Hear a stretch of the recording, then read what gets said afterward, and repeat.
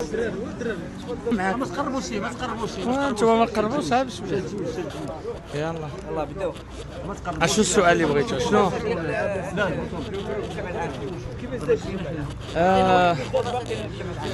واخا. بسم الله الرحمن الرحيم. الجمع العام داز في اجواء كانت في الاول مشحونه، من بعد تقادات وبدات كتهدن. احترمنا جميع النقاط اللي مدرجه في جدول الاعمال من البدايه، باش بدينا بفاتحه الكتاب والنشيد الوطني، فاذا به دزنا الاول نقطه هي قراءه ديال المحضر اللي داز ديال السنه الماضيه.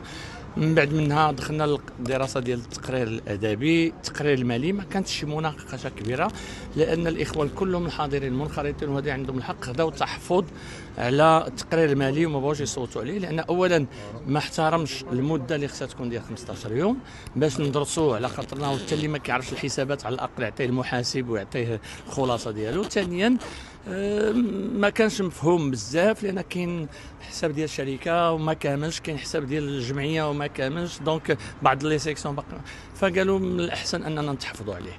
وهذا هو اللي بقى اخذ ورد وتشحن شويه الجو. ولكن من بعد هذا دازوا النقطه الاخرى هي ديال دوزوا اللائحه ديال الناس اللي طلبوا الانخراطات الجديده. العدد ديالهم كانوا 107 ولكن 7 ما كانش موفر الشروط ديالهم، فاعطاو لسبعه ديال 100 واحد اللي تقريبا في ديك ال100 كاين 3 تحفظوا عليهم نهائيا، 7 ما كملوش الوثائق و3 تحفظوا عليهم الاخوان نظرا لهذا وبالتصويت ديال الاغلبيه. بقات 97 واحد هي اللي من بعد ان شاء الله غتحسب منخرطه من بعد ما تادي الواجب وتكمل الوثائق.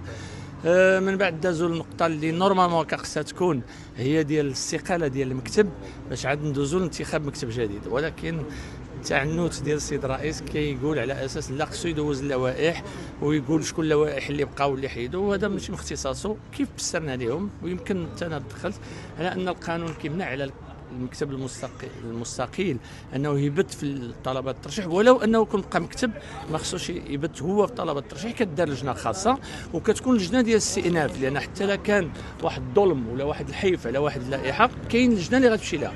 فهذه ما كانتش بجوج وما تحترماتش. فهذا علاش طلبنا من الجمع العام، هو سيد القرار، هو اعلى هيئه كاينه في النادي، هو اللي خدا القرار.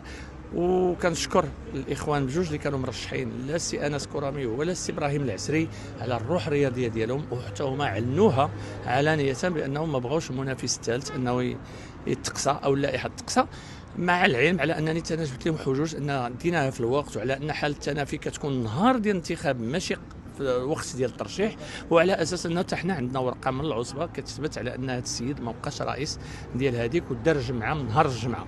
دونك الحمد لله تلافينا هذه. دابا كندوزو للتصويت، عمليه التصويت ان شاء الله دوز بمرحله زوينه.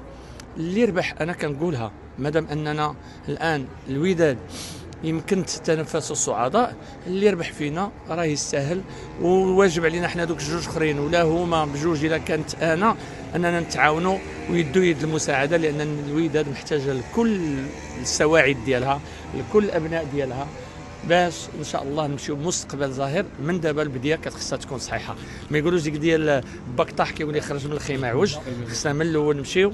واحد المثل كيقول لك نهار مزيان كيبان مصباح، وحنا كنحبوا الوداد ومن اجلها نعيش ومن اجلها نحيا، واخا نموتوا حنا، لان هذا حب ما فرضنا عليه حتى واحد، هذا حب جانا في القلب. بغينا نخدموا لهذا الوداد ونعطيو قيمه لهذا الجمهور، لان هذاك الشيء اللي كيدير هذا الجمهور الله اللي غيجازي عليه. شكرا لكم.